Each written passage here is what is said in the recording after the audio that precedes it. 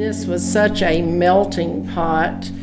Before Lewis and Clark even went out to the West, we had people from all over Europe. We had people from Germany. We had people, lots of Germans in the frontier. We had people of all different faiths. You know, Daniel Boone was a Quaker. A lot of people don't know that about him. About 20 years after Daniel Boone cut the Wilderness Trail and 250 to 300,000 people followed him, in about 20 years' time, we are told that 1/3 of the population of Kentucky was black. So my role has been playing Jane as the slave with the Anderson family is to reiterate the importance of African American history. We may have come from slaves in some senses, but we were also not slaves at all times. We were indentured servants who came over, owned our own land. That's a part of the story I'd like to tell as well, and true history, not made-up history.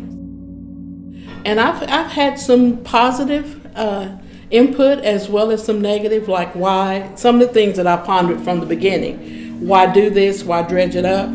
But I think it's a part of history that needs to be told and to be included. And I think this is what this event does. It includes us. So I think it's gaining for the positive, and I'm growing certainly in the role. The SOL, Standards of Learning, don't cover that part. They tell you about Patrick Henry and Thomas Jefferson and going to Philadelphia and the Declaration of Independence. But this was going on the same month. I was just floored by the fact that the Africans were trusted to go ahead to clear land, build houses and barns, and I was just floored because, again, that's not a part of history that we often are told in the books, you know. The history of minorities in this area is often overlooked, and I had a lot of students who couldn't find their own story in the curriculum, and especially for kids who live in an area where negative stereotypes abound. They need to know how proud they need to be of this as the stepping off place.